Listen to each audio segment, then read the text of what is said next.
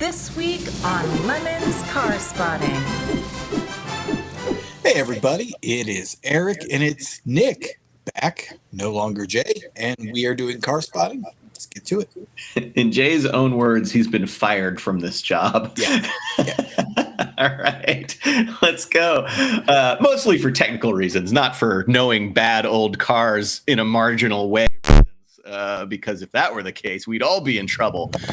All right, we've got ourselves now. Okay, we've seen one of these before, and I guess it's a G body, but there's something about it. Yeah, I guess that's all that it is. That it's the Oldsmobile version of like a Chevy Malibu wagon, which I think, as far as the G body wagons, was the more common one. I was going to say that it looks big, but maybe that's just because it's a wagon, and I don't know what would be above this. And I guess the thing that would be above it would be the giant, Lethal Weapon 2 Sergeant Murtaugh's wife's car.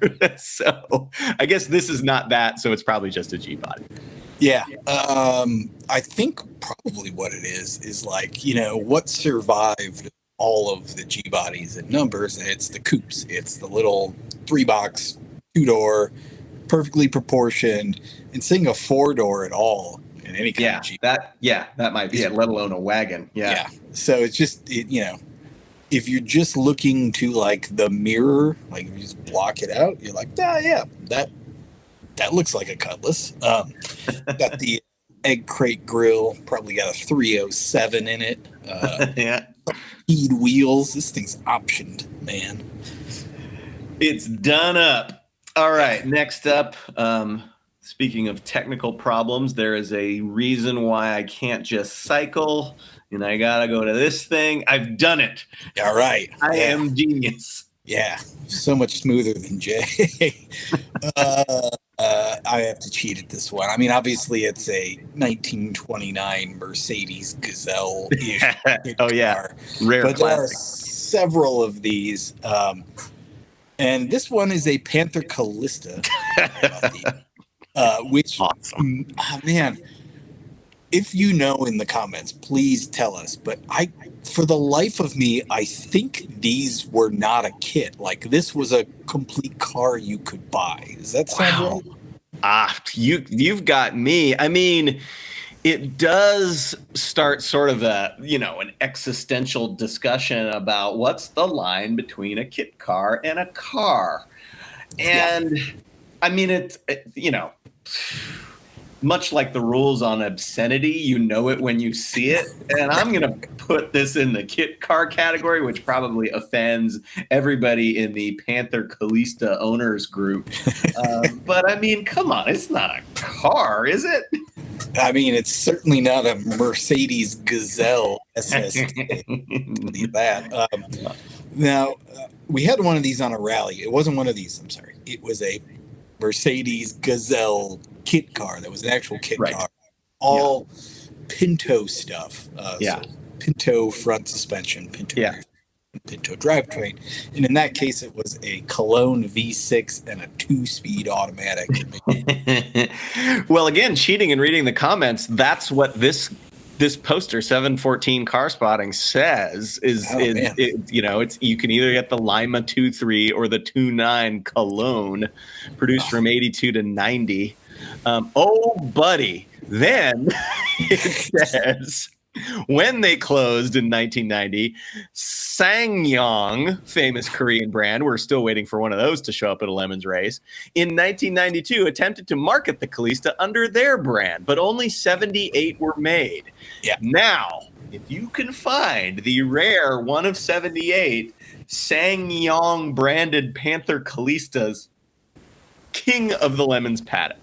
Nothing else need be said. I think our friend Armand knew about the SsangYong Panther Kallista, whatever the hell it is. Jesus. Right. I mean, surely, well, I don't know. I was going to say, surely they had a different name. Maybe they didn't. Maybe it was just a SsangYong Panther. Yeah. I don't know. Oh, man. All right. Next up. The Lada Niva, I believe, is the truck version. Incidentally, we've had 2 Ladas in a Lemons race, I believe. And one of them was the Lada Niva, and amazingly, it was these dudes who did a full-on squatting Slavs in tracksuits theme. Came to one race at the Ridge and were never seen again. It was, they had a legendary debut, and then just that was it. They were a one-hit wonder. And of course, there's a Citroen. Oh boy, it's an Ami 6 wagon, I believe, in the back. This is in Argentina. What is you doing in Argentina? Never been there, but maybe I need to make a trip. Yeah, this is a wild photo. I know that the Soviet Union exported Ladas for a long time, probably up until they were Russia. And in fact, I think they built them into the early 2000s, maybe. Yeah, that sounds right. So, it's not necessarily surprising, I suppose, to see one out in the wild. I have no idea where they exported them, other than Canada, where you could buy a Lada. I want to say that in Canada, you could get them pretty late too. Canadian folks, what's the last model year of Lada that you could buy new? Yeah. We had one on a rally also that came from Canada and ended the rally with a Waffle House sign strapped to the roof. I don't really know the story there. It was pretty great. Yeah, that's nice. Kid Rock would be proud. Yeah. All right. If he's out of jail from, fighting at the Waffle House. Right. More Oldsmobile, I think. Sure. Yeah. This is one of those B bodies from the mid-70s. Not really sure. I think we've seen these with the weird fender bulge before, that these are the Oldsmobile version, but there's famously the Pontiac Le Mans and the Chevy Concours. Oh, dude. Minus an E, I think. Right. Yeah. That might have been a trim level. I don't know. Anyway, I love the way that the back half of these cars look. I mean, it's the classic 70s, kind of got the right idea, but the proportions of the whole thing end up incorrect. Yeah.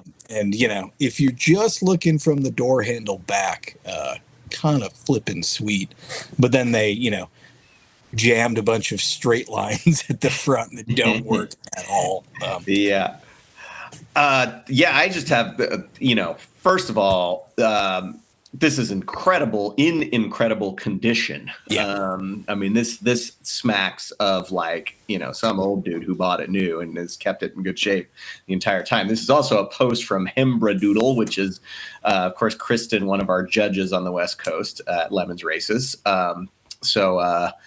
As with all Lemons staff, you have to pass a certain test for having an eye for which cars to take pictures of, and Kristen has clearly done that. So nice job with this one.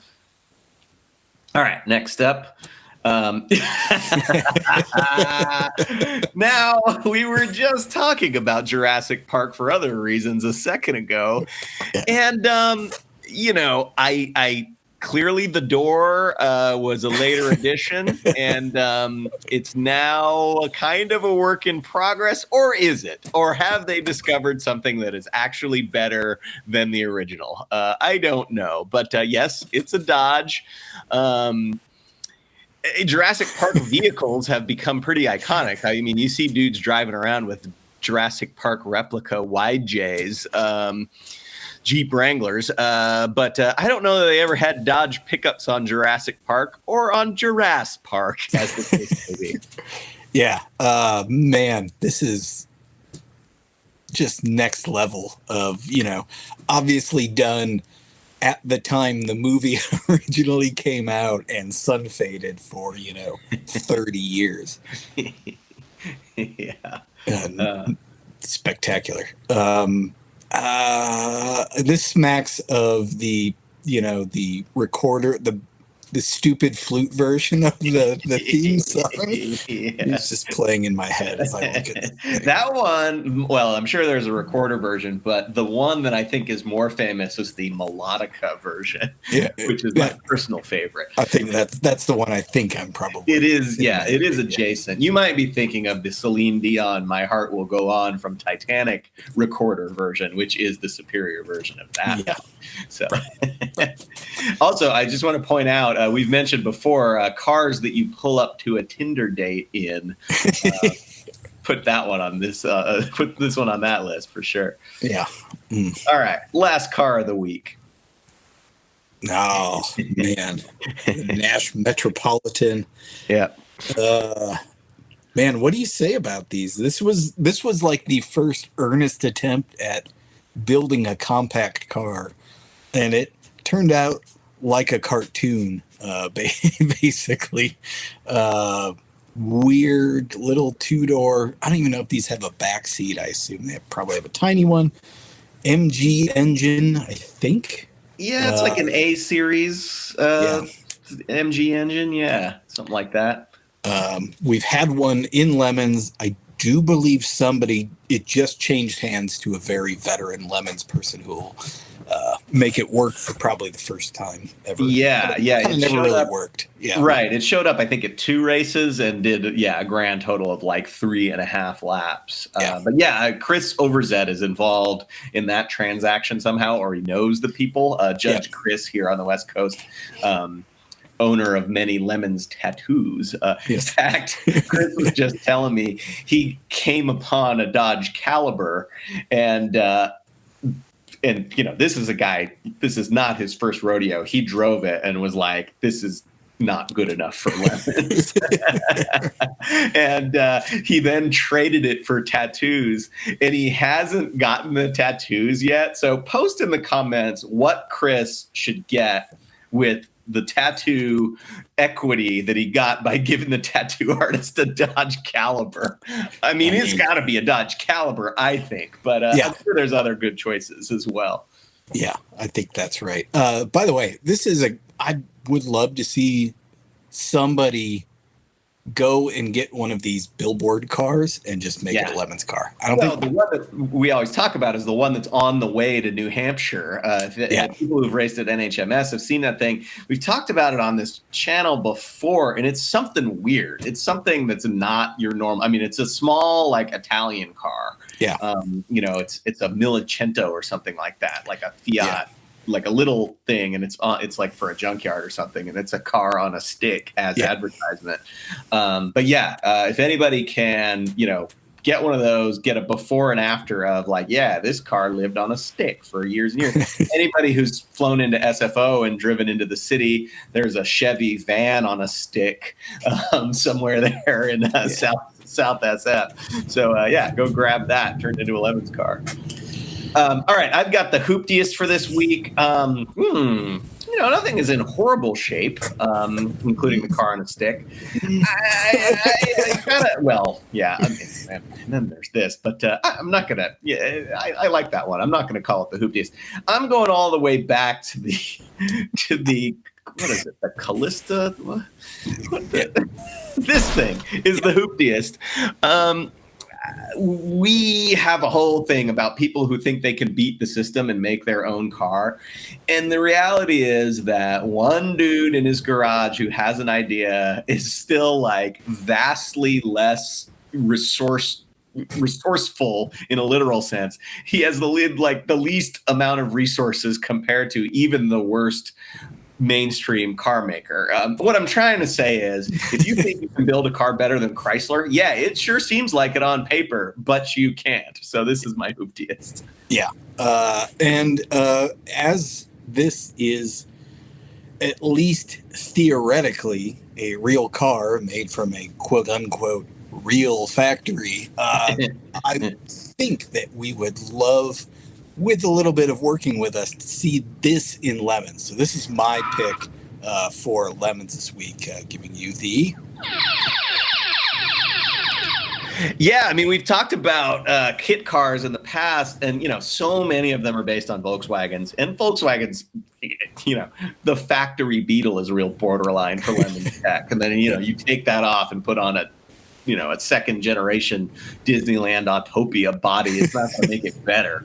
So we have really frowned upon those. But this being A, built in a real factory, and B, being a little bit more Pinto based as opposed to Beetle based.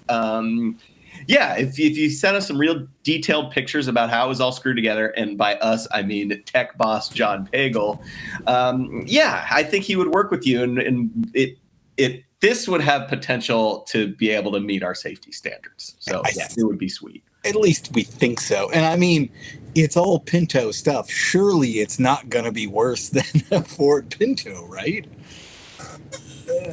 And on that note, that'll do it for this week in Lemon's Car Spotting. Keep finding your Panther Kallistas in the wild, posting them on Instagram, and we'll find them and we'll jibber jabber about them. See you next time.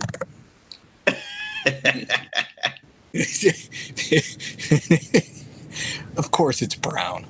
Yeah, well, I think it's two-tone brown.